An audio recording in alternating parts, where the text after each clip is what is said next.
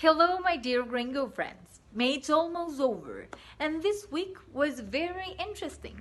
Let's review the Cuenca news of the week and how to get ready for a new week with some interesting changes.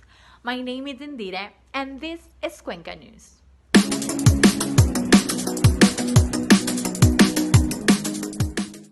Yellow Cuenca. This week was the first week for Cuenca in yellow, but what happened? It seems we waited forever, but the Tranvía finally started operation this past Monday on an educational mode.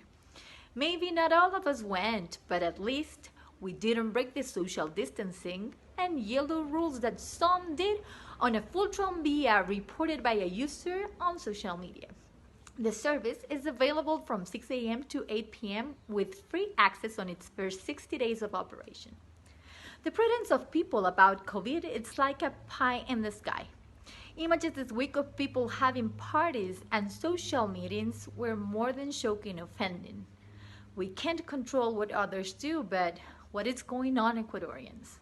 This late Friday, the 29th, the cantonal authorities evaluated continuing the yellow light in Cuenca and approved it through the first week of June, even though the UCI capacity is at its limit. Drivers of public transportation are being COVID tested, and from Monday 1st of June, urban transportation will reopen from 5:30 a.m. until 9 p.m. at 50% capacity. Some restaurant and accommodation services will reopen.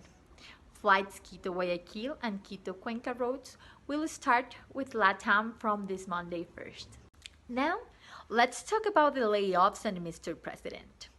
Rumors of the possible non-presence of the president on the country since the absence of his wife from the country were clarified by the president, who explained that his wife went to help on the recovery of his daughter in New York from a medical procedure.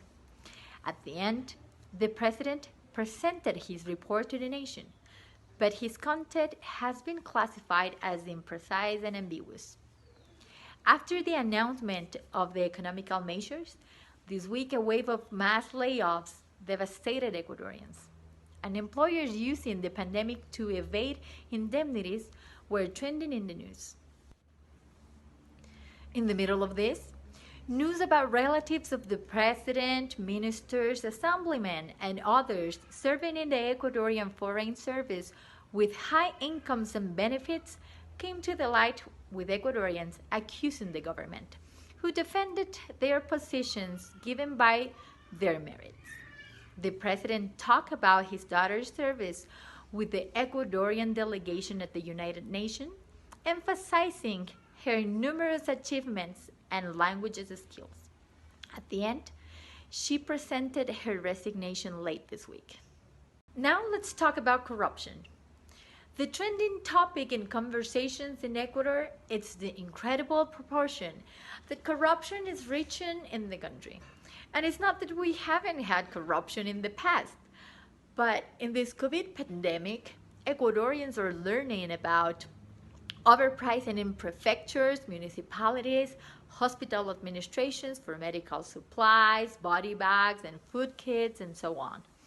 Job benefits for family members of high officials of the government, a government that stated it was the first to take actions against coronavirus while allowing a soccer game and a concert in the start of the pandemic. The $1 million in cash found at the home of an advisor of an assemblyman. The two judicial process against money laundering opened in Miami against the former manager of the public insurer Sucre Insurance, and the late action of the Ecuadorian authorities about it.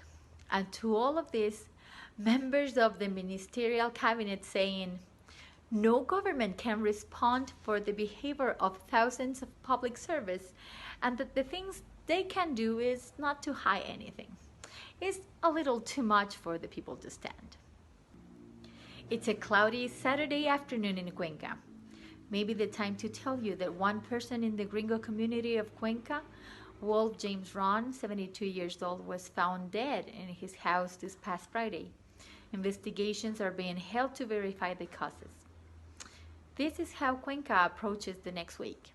With protests in the center, where a closed cathedral reopened with a stay permitted of 15 minutes, and a tranvía that finally is working.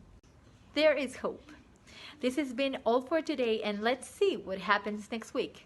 But in the meantime, stay safe. I'm Indira, and this was Cuenca News.